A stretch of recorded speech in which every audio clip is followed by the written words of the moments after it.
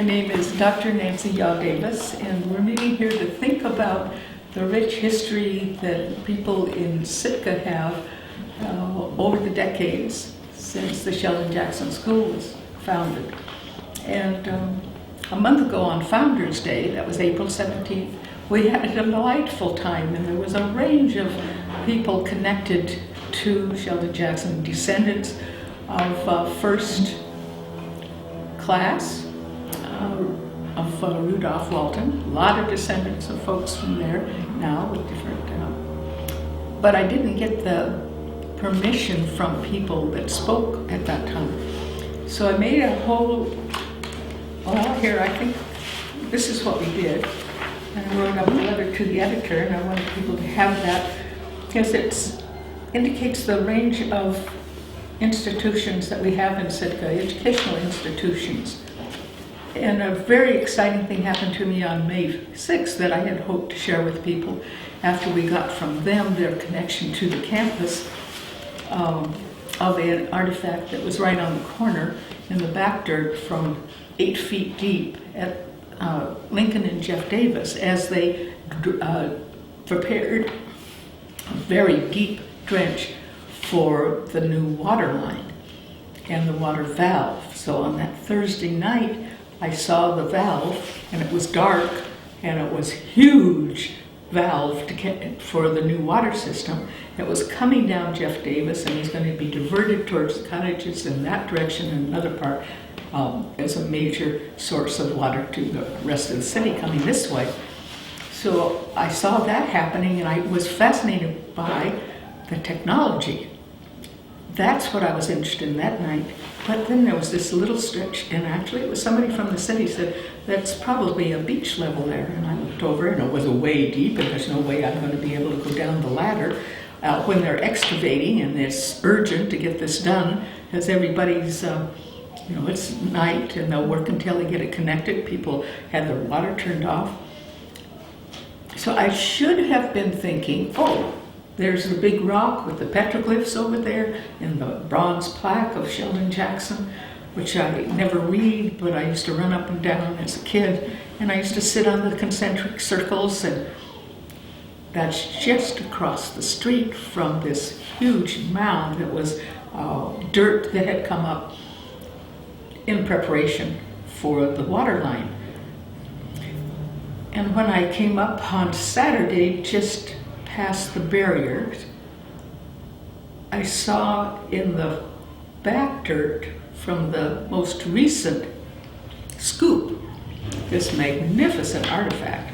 I knew it was an artifact as soon as I saw it, and it was a matter of just reaching up and pulling it down, because before they dump it back in, and looking at it, I knew it was an artifact. So I was eager today to share my interest in Sheldon Jackson and that corner, what might have happened on the campus for the last 100 years. So in looking at the Verstovian for May 1917, I found names of the 8th grade graduation class, and these were the ones that were then, they were a smart bunch, and they were written up that way, and it was in the Verstovian.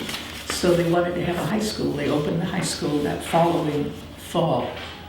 So that's a whole nother period of Sheldon Jackson history. Then there's so much that's gone on that campus. I thought that we could engage in discussions, and we did that last time.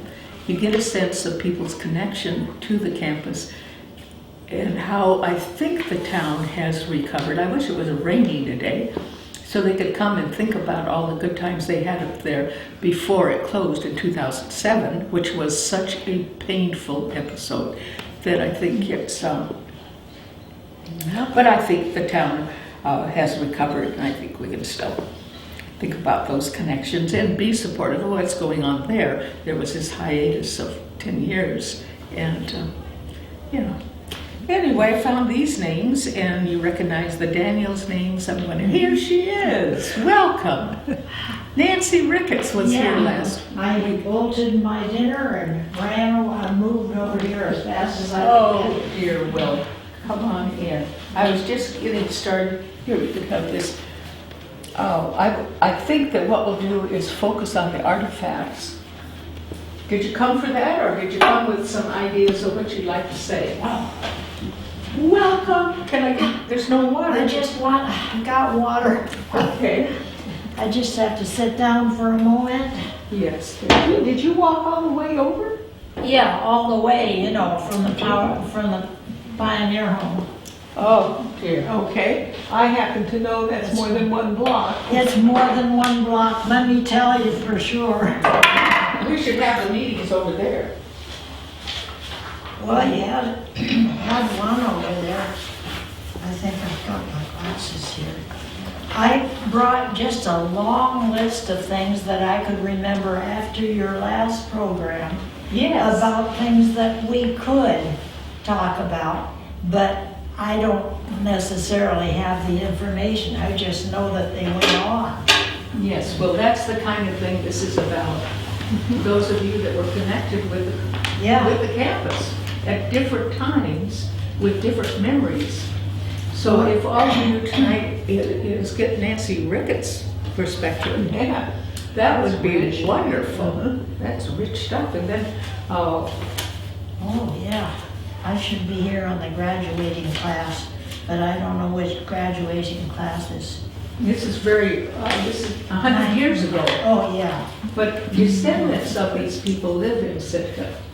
And so this is, Yeah. and it was 100 years ago that this high school opened in the fall. Yeah. From the 8th grade graduating classes. And they were really doing interesting things. I knew that Andrew Johnson, A.P. Johnson, went down to the Southwest and married a Navajo lady. Yeah. And came back here and actually dared bring her back. She's not of the proper Well, she was not, yeah. side of the clan. Yeah. But I walked in at the middle of something. I didn't mean to interrupt. Just looking at this list Oh, of you were the, looking at the list. and I was about to say, look at all these familiar names. Yeah, Yes. yeah. The Waltons, really of are. course. There's our two major artifacts. John Stein is at the Sitka Science Center meeting with the Sitka Maritime Heritage Society at the very same time. Oh, And it was gosh. called last Saturday. There's something else going on tonight that Betty DeChico went to. I forget what it was, Oh. but Yeah, she had lots of things going Yeah, on. there's a planning meeting, I think. That's tomorrow night, isn't it? No, Planning Commission? no. It's either. I don't know what she's at tonight, but Wednesday night we're gonna go to the something else. It's hard to keep track of things. And, Yeah, it is. Well, I'm glad you're here. What do you have? well, I That we have could- another story to tell. I've got a few stories in my head, but my list says Byron Malott was a grad from SJ, and he was also the speaker at my graduation. Oh, So I thought that was interesting. And I did a paper on the Sage Building, a copy of which is, I'm sure, down there. And Evelyn Bonner was a really important person there. And to my mind, Evelyn was more sensitive about being a woman than she was about being black. And I thought that was really interesting. She just felt like she was at the lower end of the heap when all these administrators were men, and she didn't much have a chance to speak. But whenever she had it, she sure took it. yes, she sure did.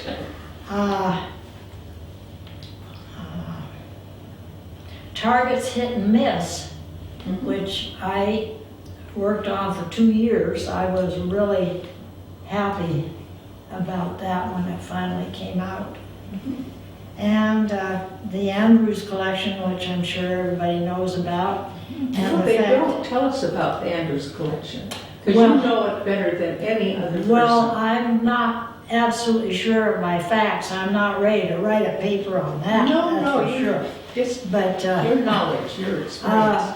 it was given to the city of Sitka.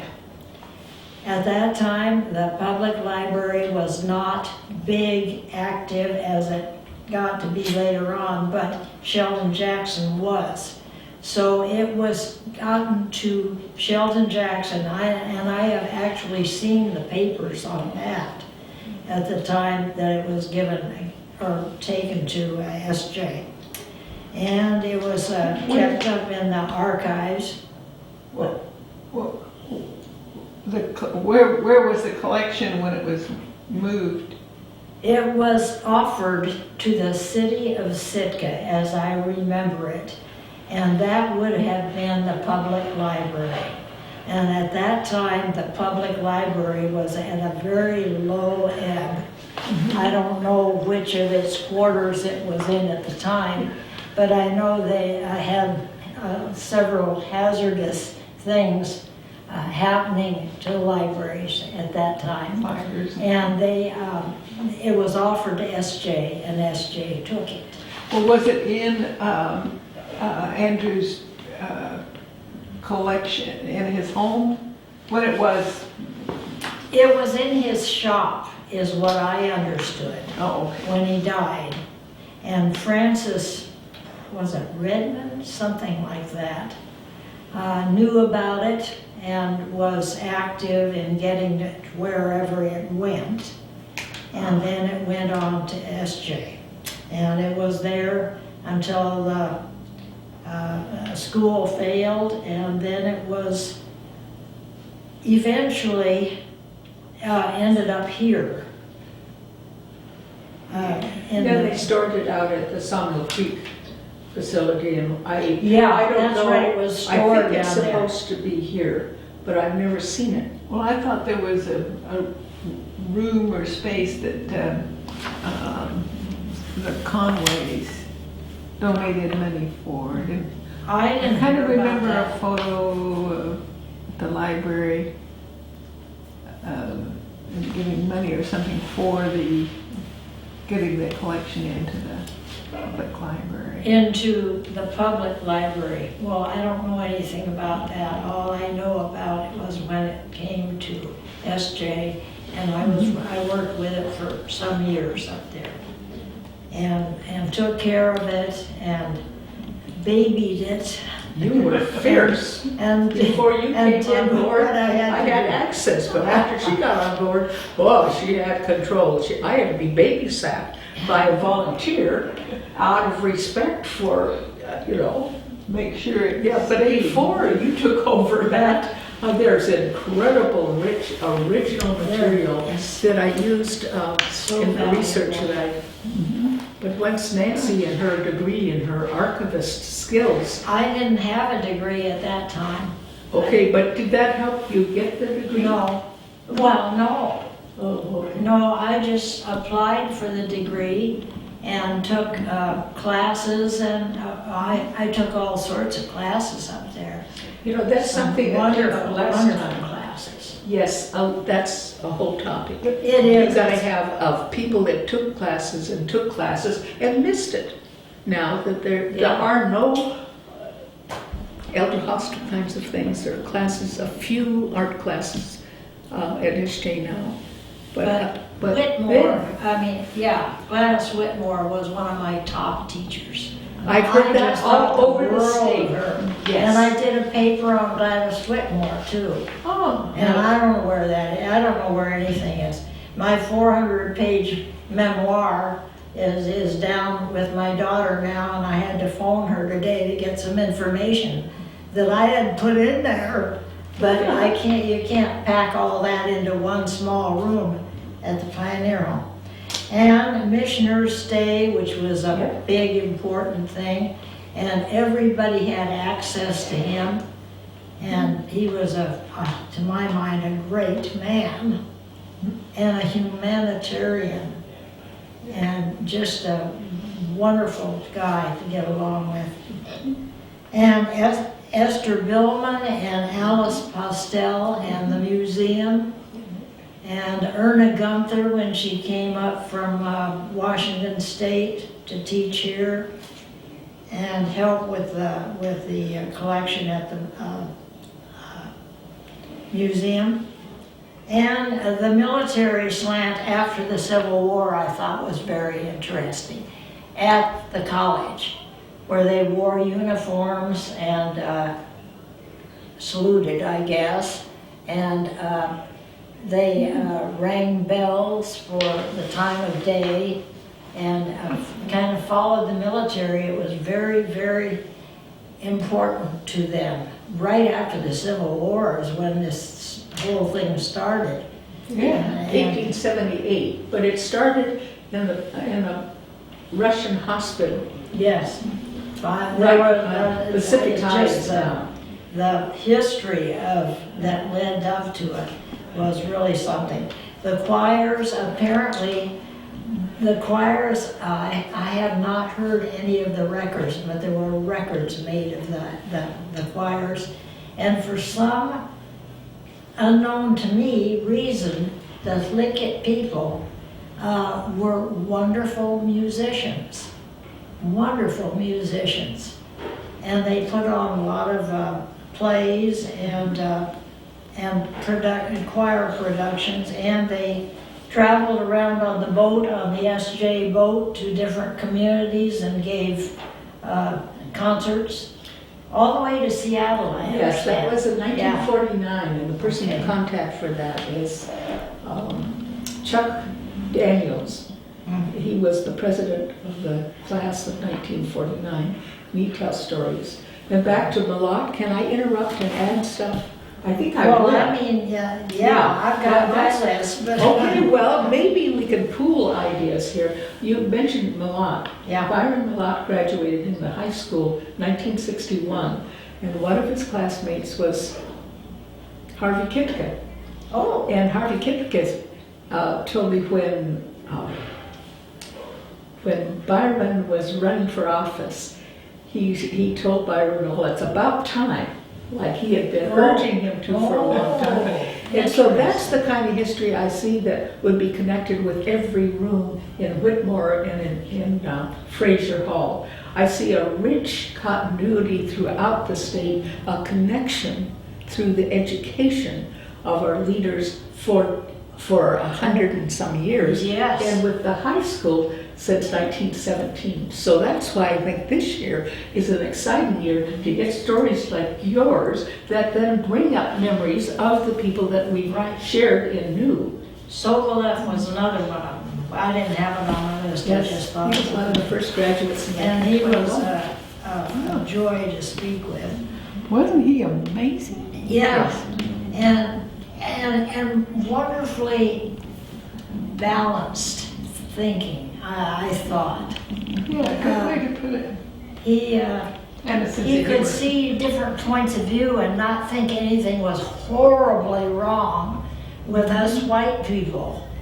We were doing what we shouldn't have been doing, but we had a lot of precedent for it. It was the eras. They're human beings. Everybody is a human being first, and after that they shuffle off into these different races and religions and stuff like that.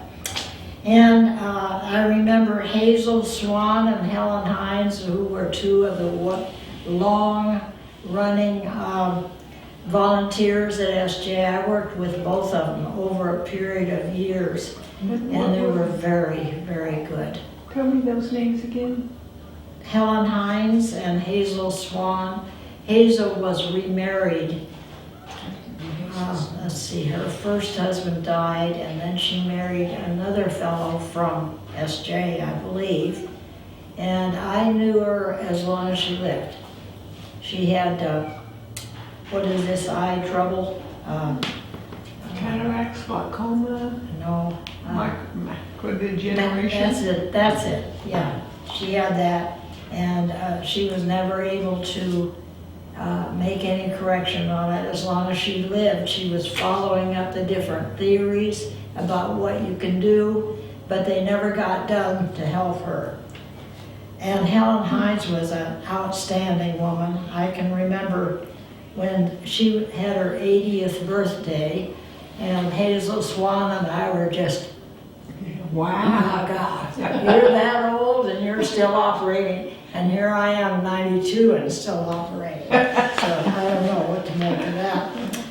And I drove a bus one summer because I was laid off always during the summer, and I couldn't make it financially, and I had to have a job, and I was offered one on campus, and I picked up people at the airport in a little short, stubby yellow bus. You probably remember it, but I've never seen it since. It was like a public school bus, except it was little tiny, like the Lincoln Haida is. And I actually drove that thing around. Good for you. What was it, after the bridge was built? After 72? That you drove? Oh, that? yes, It I was came in after. 74, Okay. yeah. The second time, I came in 1940, the first time. Native Studies Department was really big when I came up here, and I was working for Native Studies Department. Henry Davis and A.P. Johnson and Wolfgang Corwan, who was German. But when they called him Wolf, I thought, well, I guess it's an Indian name. Very, very nice. And the Eskimo, gosh, I knew his name, but can't remember it now. Worked at FAA? No. Worked up at SJ. Oh, yeah. Joe Snugatuck. Oh, yes. He wrote a book. He was from Wales, and a Yeah. gifted artist from Wales. and Right. And he wanted to be known as an artist, not an Eskimo. He said, I am an artist. I happen to be an Eskimo artist, but I'm an artist. And I don't like to be designated kind of as the token Eskimo. And I'm paraphrasing and using my own terms here about a lot of stuff. That's okay. And Merrill's a long way here, and I sure knew a lot about Merrill. Did a couple of programs about him, and am still seeing, we've got 2 originals down there at Pioneer Home. They were framed, and they were hand colored. And hand colored I don't go for. I think the pictures were absolute masterpieces, and they shouldn't have been tampered with, but there you go. Anyhow, we do have them down there. And the Spain trips, Ernest Manowal and Mary, 2 first names, Mary, I forget her name, his wife, Ernest Manowal's wife at the time. Oh, yeah. She's married to Therese. Mary Therese. Yeah. They took students to Spain. In fact, their son was born in Morocco. Yeah, really? while they were over there. Oh, yeah. okay. And I wrote quite a few articles for newsletters, and I had the newsletter of the Historical Society for several years, and I wrote quite a few using SJ material with Evelyn's permission and noting that it did come from the archives. So any of those things that are in there under my name had approval for use. Do you have a time frame for those newsletters? Was it the newsletter, the Verstovian for No. SJ? It wasn't for SJ, it was for the Historical Society. Okay. And I took it over, I think I was the second person to do it, and the first person was Esther Billman. And I had copies of her original newsletters. I think she called it the Troika. Anyhow, I had them, I had the Historical Society, and they still have a complete, or did have a complete file of them. And I think I was writing for it and editing it for some years, but I wouldn't hazard to guess about how many. Excuse me, And- Nancy, Yeah. is it possible that that was material that went to Juneau when Juneau came and selected things for their archives, the records and things like that? They would have gone, the originals would have gone to Juneau in the SJ Okay. collection. That's important to know where the resources are, Yeah. where the custodians are, where student records are if they were Yeah. destroyed. I know about the archives because I talked to Jim Samard quite a bit about it. He's the And one I that's know in they charge were of put them. on computers, so they are accessible on computer. And we had a radio station, which nobody has talked about yet, I don't think. I met Paul Arvin. He came and he was with the radio station. That Was it name's familiar. KSCW? And he was there for 3 years. Ed Schultz was in it for a while, Yeah. yeah. That's right. My Bennett was with the radio station for a while. And All right. He was into everything. he was. I know. And Yes, so you is know. Nancy. And the last thing I have on my list is the flight school, which after a plane went down on takeoff over there, Salamanchak Salamanchuk, I think was her name, from Ketchikan. And Ted Kamen, I think, was the pilot, and he was killed. Yeah. And I think it must have been shortly after that that the whole flight school was eliminated. But it was an important thing for a while there. Mhm. And the only other thing I had to say at all was I had an interesting experience one time when I was up working in the archives, and I had to finish all my other work before I could go up to the archives. I had that understanding with Evelyn that I would only use time that I had saved from doing something else to go up there and work. And so I was up there working, and I had pictures all over. They were in a different arrangement at that time. Put them up very carefully and well, arranged them carefully. And I had them all hanging there on the walls. And all of a sudden, I kind of looked up and all of them were flapping against the wall. You know, it was a quite definite shaking. And so I locked up the whole archives and ran downstairs and said, "We just had an earthquake." "An earthquake? What's the matter with you?" And within about 10 minutes, we were all running for the high school.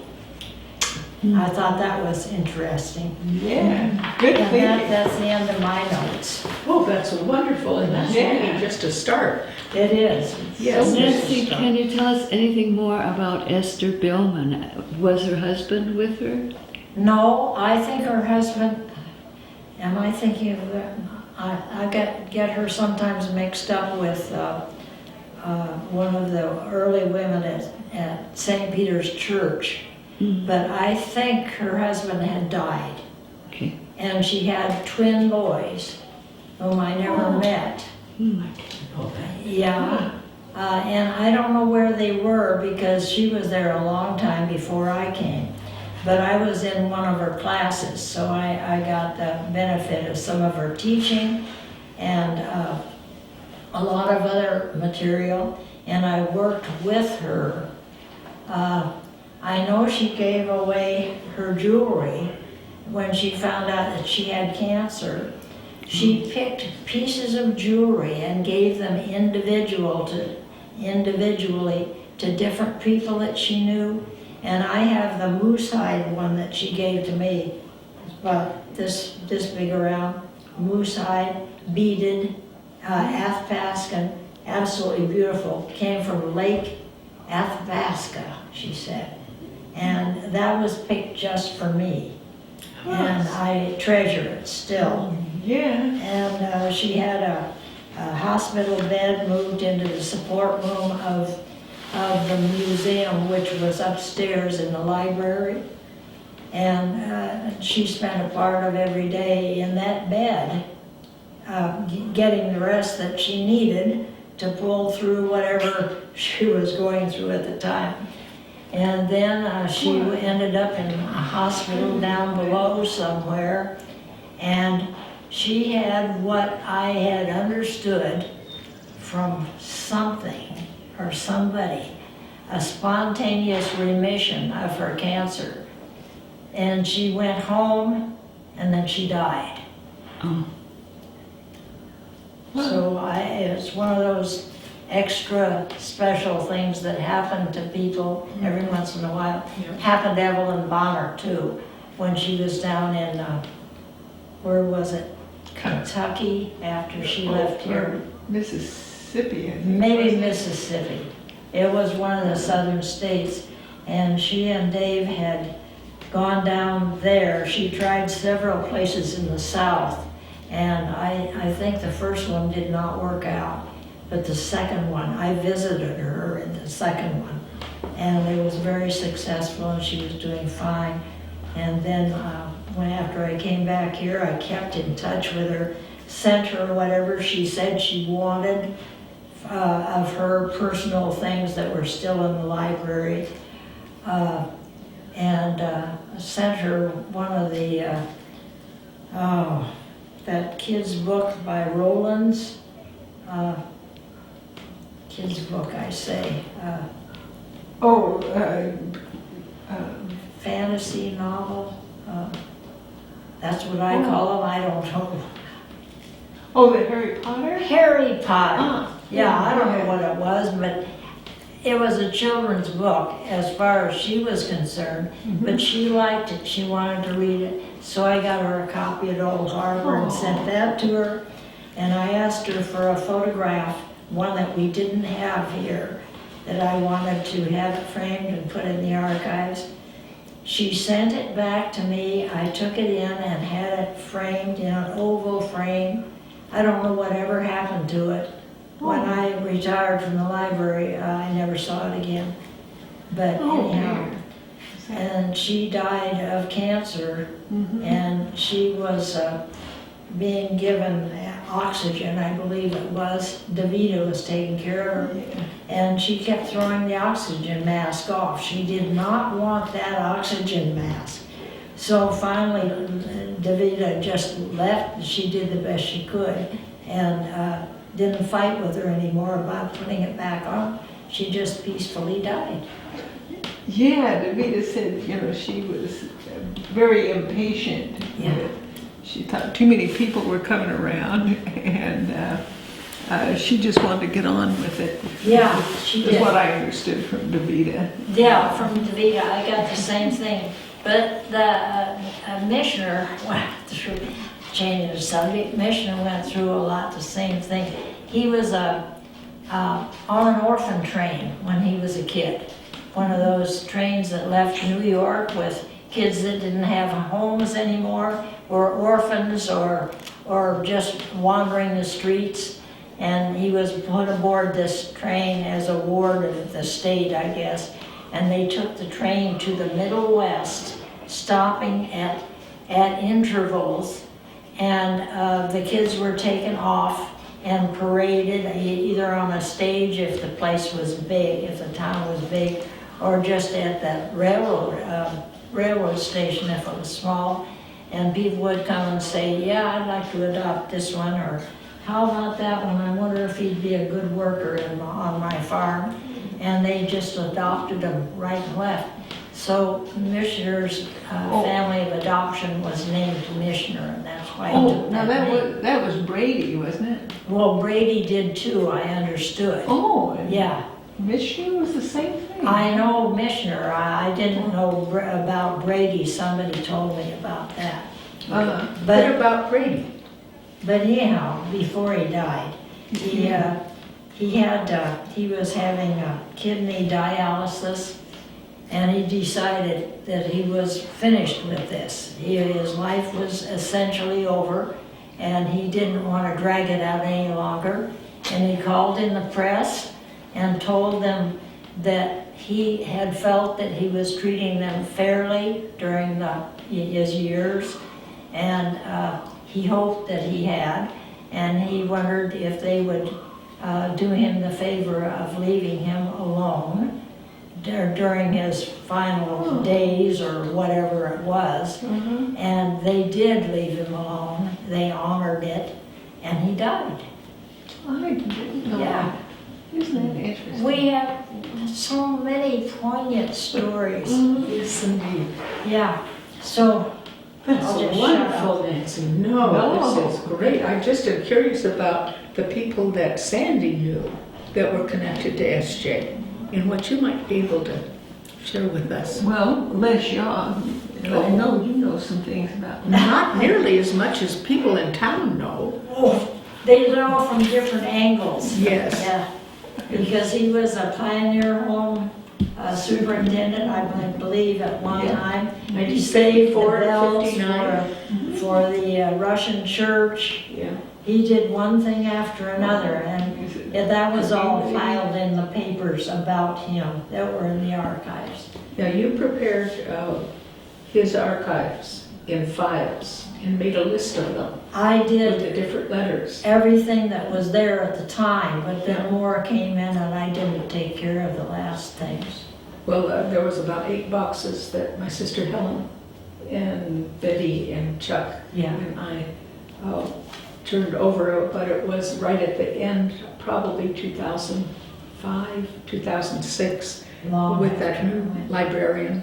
And all they did was put them in 4 drawers. And then when they closed Stratton, I retrieved them, so I have some boxes of Dad's stuff.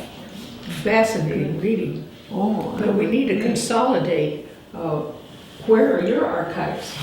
Well, I had a copy of the finding aid, which I turned over to the state, but not as, well, it was from me because it was my copy, but I kept up the copies at the library while I was there. I have a just copy of your kept list. one. Okay, so that's what I had of it.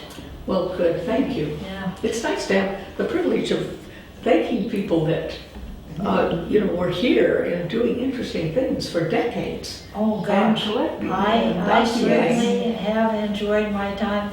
And now Pacific Grove, California, where I was born, is starting a book about former people that were born in Pacific Grove.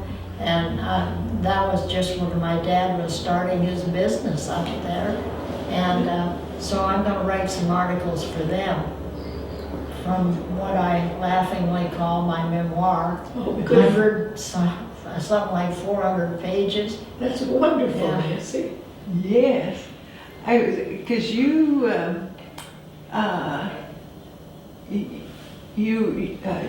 came up, your kids came up with your dad, right, when they were doing No. some of the collecting? No, I never came up with my dad. He came up by himself. I mean with Jack. Jack, yeah. Jack Calvin went down to Tacoma and picked him and Joseph Campbell up and brought them up to Southeast Alaska. And that's what this latest book about Ed Ricketts is, the story of that trip. Yeah, but we were never up here with our dad. It's something that's so vivid in my mind, became just in my mind. Now, I may be wrong or you may be wrong, but Yeah. I could have What sworn. was it? I just have this picture in my Selective, mind yeah. of your, but maybe it was one of Jack's kids or something. Anyway, of your being on the boat and what kind of fun it was sort of like gypsies, you know, collecting the species and. Well, that's what Dad was and it was doing. But we enjoying used to collect in Puget Sound. That was the story of my childhood, collecting marine animals for Dad to preserve when I was starting probably about 7 years old. Well, maybe that's what, Yeah. so I'll just have to change my mental picture and make it farther south. Well, yeah, I have vivid memories of that, and I've written a lot about it. But my brother, as a matter of fact, has never been up here at all. Oh, My sister and I came up with our mother in 1940, and that's a whole new story. Okay. But it's not mixed up with the stories of my dad. Well, let's continue this another time, maybe in the Pioneers' Home, or with better announcements. And, you know, you're just getting started, and I haven't interrupted very much. I have a lot to say, and I Sandy, know. you've been here for how many years? Since 1969? right, yeah, but I don't have much to add. But you saw what was going on at SJ and knew a lot of those Oh, people. yes. And you would have a perspective. Yeah. And Thad's story about the saving of Alan, I don't know what those years were, but those are the kinds of things. And now your kids are engaged and your grandchildren are engaged. That's the continuity of this whole new era. And through people like you, you know, bridge those eras. And so that's why it's important to be able to capture and get Sitkans engaged in their shared histories out there. And this is an example. Anyway, do you have something else to add, Sandy? Oh, no, but I do hope we can have some more meetings. I know both you, Nancy, have lots more to tell. I don't think I have. I could Well, if you- enlarge on some of these stories, but I'd have to have papers. That's it. That's okay. You don't have to have specific things, but by hearing other people's names, your mentioning names brings up memories in me, and it would with other people too. And then as you hear them, it would be interesting. The trouble is, how can we transcribe this material? Maybe I can just take a few notes. Maybe we can, I'd like to see a supplement This is to so Dad's. wonderful with Alice. Yes, that's just great. But I don't like video. I'd rather have a transcribed voice. That's the way I usually tape recording, transcribe, and then you can edit directly. But with video, it's a very different medium. You can edit in video. But is Right. this Could you edit is it? tonight's session on in her camera? Did you know? We should have told you. No, I didn't. Because everything I've said, I can't authenticate it until I've actually done the research on every single one of these things. Well, what you And did, you've made that And I couldn't. yeah, well, but what you did, it was outline off the top of your head without all the Yeah, background. that's But you right. grabbed those pieces, Yeah, and they have been recorded, and that would then alert others. yeah. But if you feel ambivalent about it, we won't make these available. I just didn't know. We should have made that clear, and I had in my head, if I hadn't been so rattled, that of course people would have gone to where they went last time, to the open Yeah. area. There was Yeah. nobody there, but I, Well, Alice is so good at what she does. Oh, yes. That you know, Do the intro. okay, this is just an overall verbal accounting of one of those delightful accidents in life. When you see something and you know it's exciting, you know it's significant, and you're there at the right time before it goes from the back dirt back into a hole at the corner of Jeff Davis and Lincoln when they were doing the drenching and putting the pipe in and the valve in for our water system. And on May 6th, I just walked up that direction rather than going to the back door for a cinnamon roll. And when I came to where they were excavating, on the back dirt, about this high, was an artifact. And I asked the gal that does the stopping, lovely, can I just go reach for it? So I reached for it, and I was hooked from then on. My line when I do what's called salvage archaeology, it's not scientific because you don't have, it's already disturbed dirt. So here was from an 8-foot deep beach level, sandy level that had been dumped with this up here. And it was at the same level, about 8 feet, that I'd found a very unusual artifact on Monastery Street. And I went berserk over that one too, because I knew it was an artifact. Well, this has a platform here. It's probably a wedge. Who knows what it was for, but it was certainly a used tool. Maybe it was left because it was about to break. But I need a geologist to look and assess the levels there. 7.5 inches, 7 3/4 inches long. So that was fun, but the reason that it is so exciting is that I know that I have proof. In a way it's proof because when somebody from the Smithsonian says this is an artifact, you believe it. When somebody from Sitka says this is an artifact, you don't. So you put the Smithsonian expertise of Dennis Stanford, who looked at this in 2013, paths across the Pacific over at the airport, which was the only time I had a chance to see him. I was finding artifacts, and I took a few out, and as we had coffee, he looked at it, he said, oh yeah, look at that. And he's a specialist in very, very early Paleolithic stuff.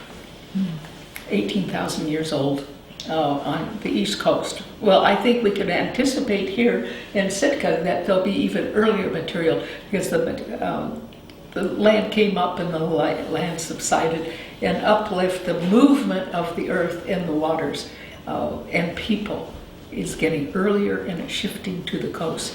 Well, he said, look at that platform there, and the platform looks very similar. So that was an exciting thing, and I was hooked. So I would go up for an hour at a time, and I have a bunch of bags filled, and I would look at the petroglyphs over there and think of how low the level of the water, when the water was coming up.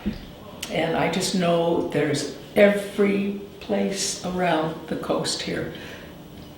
There is a lot to be discovered. The density of the population, the length of time that people have lived in this area is awesome. So thank you for indulging me and Sheldon Jackson in history, and this is a good start. And I get flashbacks to being in that cave in the Philippines in 1957, and that's where I got interested in archaeology. People have been buried there for 1,000 years in pots, secondary burial, and it's a lot of interesting history, and this is part of it. It's part of Sitka history, and I'd like to see a greater consciousness on the part of Sitkans and the city office for funding, especially when they come down to anywhere actually, shore level. Thank you for coming, and we've got to talk more next time. Let's get some topics out of you. Of what you've watched. Well, I demonstrated the kind of historian I am when I corrected Nancy on her being up here. Enthusiasm is enthusiasm, wherever you find it, by golly. Yes, and we can differ and have